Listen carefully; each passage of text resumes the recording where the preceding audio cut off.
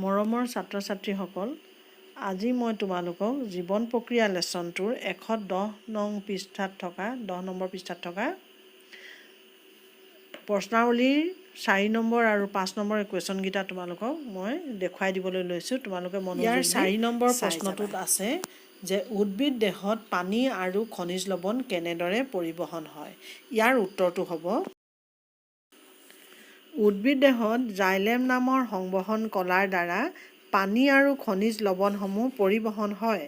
ইয়াৰ বাবে সহায় কৰা কাৰকসমূহ হ'ল মূল বা শিপাৰ চাপ।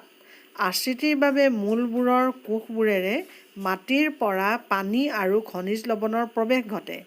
ই মাটিৰ পৰা কাণ্ডলৈ পানী আৰু খনিজ লৱণৰ পৰিবহনত সহায় কৰে।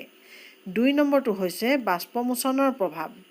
পত্ৰৰন্ধ্ৰৰ দ্বাৰা উদ্ভিদ দেহত থকা পানী বাষ্পাকাৰে এৰি দিয়াৰ ফলত এক বায়ুশূন্য স্থানৰ সৃষ্টি হয়, যিয়ে বাষ্পমোচন টান নামৰ এটা শোষণ বল উৎপন্ন কৰে। ই জাইলেম নলীৰ পৰা পানীৰ স্তম্ভটো শোষণ কৰে আৰু এনেদৰেই পানী আৰু খনিজ পদাৰ্থসমূহ যথেষ্ট ওখ উদ্ভিদসমূহৰ ক্ষেত্ৰতো অত্যাধিক উচ্চতালৈ আৰোহণ কৰিবলৈ সক্ষম হয়। ইয়াৰ পিছত 5 নম্বৰ প্ৰশ্নটো উদ্ভিদ দেহত খাদ্য সংক্ৰমণ কেনেদৰে ঘটে। ইয়াৰ উত্তৰটো হ'ল সংবহন কলাৰ ফ্লোৱেমৰ যোগেদি পাতৰ পৰা উদ্ভিদ দেহৰ বিভিন্ন অংশলৈ খাদ্য সংক্ৰমণ ঘটে। ইয়াক খাদ্যৰ সংক্ৰমণ বা স্থানান্তৰণ বুলিও কোৱা হয়। এই কাৰ্যটো চালনী নলিকা আৰু সংগী কোষৰ দ্বাৰা সমাধা হয়।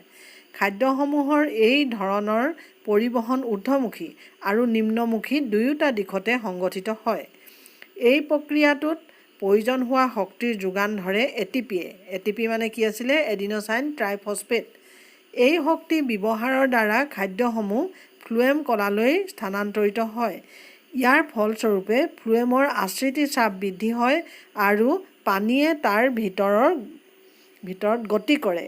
এই চাপৰ সহায়তে পদাৰ্থবিলাক কম চাপযুক্ত ফ্লোৱেম কলাত প্ৰৱেশ কৰে। ফলস্বৰূপে উদ্ভিদ দেহত আৱশ্যকীয় অঞ্চললৈ ফ্লোৱেম কলাই খাদ্য সংক্ৰমণ ঘটায়। এই কুৱেশ্যনকেইটা বহীত লিখি পেলাবা আৰু ইয়াৰ পিছৰ মই প্ৰশ্নৰ উত্তৰবোৰ দি যাম, তোমালোকে চাই যাবা।